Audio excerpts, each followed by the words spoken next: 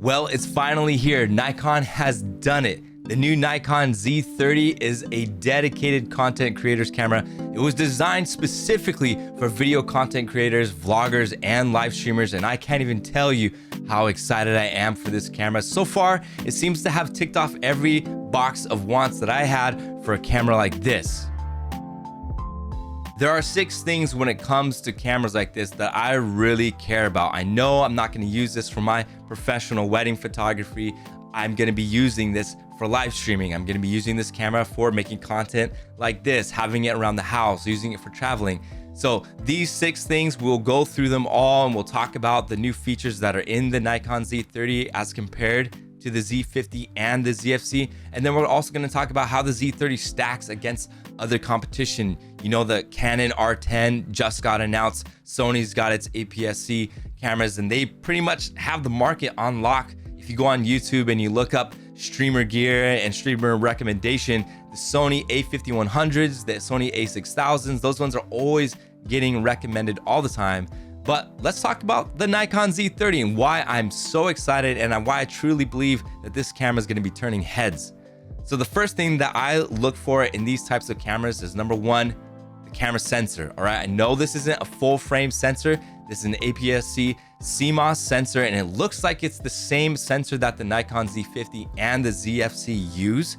I mean, I could be wrong, but I'm pretty sure it's the same. I did have experience with the Nikon Z50. Nikon did send it to me a couple years ago, and I had a lot of fun with it. Before that, I never picked up a mirrorless camera. I was using the Nikon D4S. It's up there, mounted. It's my back camera. But I've been using that D4S for a couple years before I picked up a mirrorless camera, and it was like night and day. And I was just blown away that you can do so much in so little, right? Being able to touch where I want the camera to autofocus, being able to do 4K resolution at 30p with no crop, being able to do time-lapsing and hyperlapse and 1080, 120 frames per second. There's so much you could have done with that Z50 that my older DSLR couldn't do. And so it looks like they're using that same camera sensor in the Z30. I'm completely fine with that. Maybe, you know, if they did upgrade it to 24 megapixels, it seems like all the other cameras out there, 24 megapixels is the standard, like for the Canon R10, the Sony A6100. But Nikon's 20.9 megapixels, not bad. It's actually really nice. Looking at some of the example photos that Nikon sent me, I was actually really amazed by them. They look great. Number 2, autofocusing. All right, again, it looks like they're using the same autofocus system that the Z50 and the ZFC have.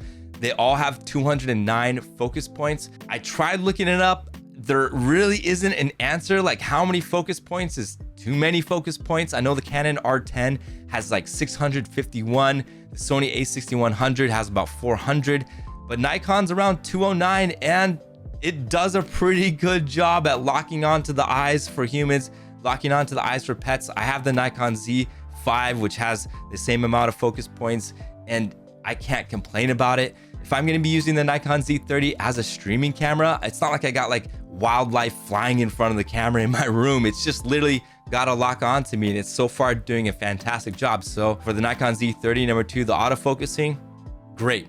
Number 3, the LCD screen. Okay, so this is where Nikon dropped the ball back in 2019. And I feel like, and I'll reiterate this at the end of the video, but I feel like we could have had a Nikon Z30 type camera with the Nikon Z50. And the Nikon Z50, where they dropped the ball was on the LCD screen.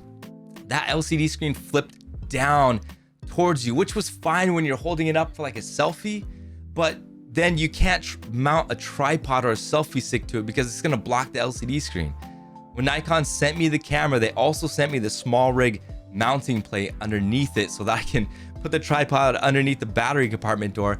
And it just kind of sucks that you had to buy this small little peripheral to be able to use your camera properly as a vlogging camera, which the Z50 was made for. And again, I loved it, but that flip down LCD screen was a huge problem.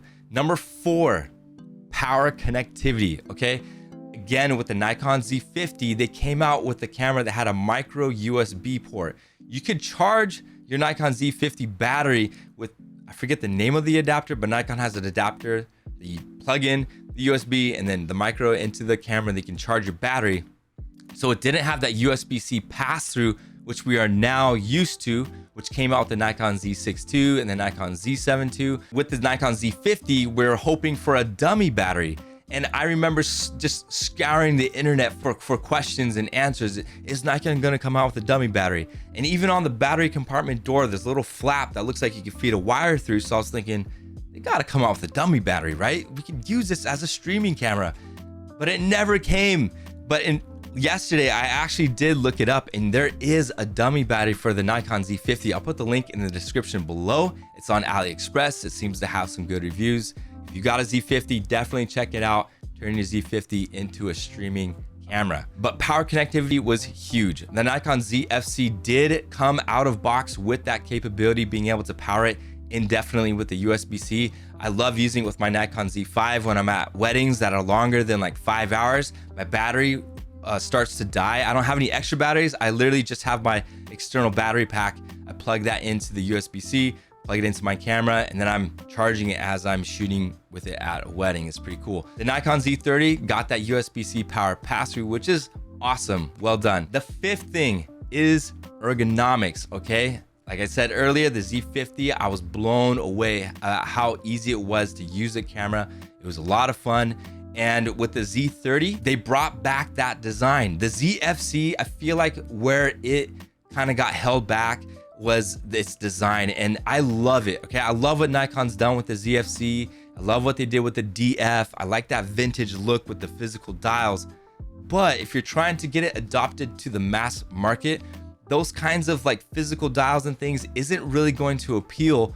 Whereas the Z50 design was really intuitive, was really nice to hold in your hand. So I'm really glad they brought back that design. They basically just chopped off the EVF and the flash, but you do have that recording lamp in the front, and then you do have that intuitive LCD screen in the back, which, by the way, I find myself using more and more and more when I'm shooting weddings. I love using the LCD, just being able to pick and choose which subdeck to track for autofocusing and things like that. So I think for a streaming and a vlogging camera, you're not gonna miss the EVF at all. The sixth one is pricing. And this is where it sets itself apart. And this is why I'm so excited, why you should be so excited, okay? The body for this feature-rich camera costs only $710, all right? $710. That's cheaper than the Sony a6100, which has set the bar for live streaming cameras for so long, all right? For the kit lens, the Z30 comes in at $850, the same price as the Sony a6100. And for comparison, the new Canon camera that's coming out, the Canon R10, basically the same features as the Z30. You're gonna get 3 more megapixels on the R10. You're gonna get 15 frames per second. The Nikon Z30 is at 11 frames per second.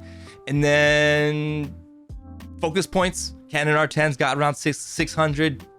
Nikon's got 200. So those are like the main differences between those cameras. But the pricing, Canon R10 starts at $979 for the body alone. About $200 more expensive, $250 more expensive for the body for the R10 than the Nikon Z30. The Nikon Z30, I believe, has an absolute winner for content creators and live streamers. Although they are a little late. Like I said earlier, I feel like we could have had a Nikon Z30 type camera when the Z50 came out. And you know, who knows, right now, Nikon could be innovating and coming out with way better features and leading the pack. But you know, hey, it's kind of like the Z6 and the Z7. When they came out with those 2 mirrorless cameras, it was almost like perfection, but there was a couple things missing that the Z6 II and the Z7 II were able to absolutely nail and perfect and turn them into awesome mirrorless cameras. So I just want to say congratulations, Nikon. You've got an awesome mirrorless camera. For me, I am super excited to get my hands on it. They did say that they're going to try and send one out to me. So hopefully soon I can do another video showing you guys the camera, giving you guys my first impressions, using it on stream, using it for vlogging, using it for creating content. This camera will be available mid-July of 2022, so coming around the corner. It will have different kits and configurations, so you can get The kit lens, the 16 to 50, you can get a 2-lens special. I believe that's $11.99. That comes with the 16 to 50 kit lens, as well as the 50 to 250 lens. Pretty sweet. And then later in November, it'll be shipping with the 18 to 140 millimeter all around zoom lens. So on a side note, they're also going to be offering a $150 creators kit that comes with a small rig tripod, and it's cool because it has a little space built in on the leg for the Nikon ML-L7 Bluetooth remote. It comes with that remote as well, and it comes with a Rode video microphone. So definitely hop on that deal. I would love to hear what you guys thought about this video. Please like this video, subscribe to our channel, and drop in the comments if you're excited about the Nikon Z30, what you like about it, what you don't like about it. I stream on Twitch Mondays, Wednesdays, and Fridays, okay, starting at 11 a.m. Pacific time. We love to do live photo editing. We love to talk about photography business. We share from each other's experiences. It's really awesome. We do photo critique reviews. We also have interviews with other photographers from Twitch, from around the world. We even have had Nikon ambassadors come on stream. We've had Charmy Pena, Dixie Dixon, Christy Odom, Todd Oyoung. The list goes on and on. We're gonna try and get all the Nikon ambassadors on this stream, but definitely stay tuned. Hang out with us on live stream. It would be awesome to connect with you. Say hi in the chat. Hope you guys like this video, and I'll catch you on the next one. Aloha.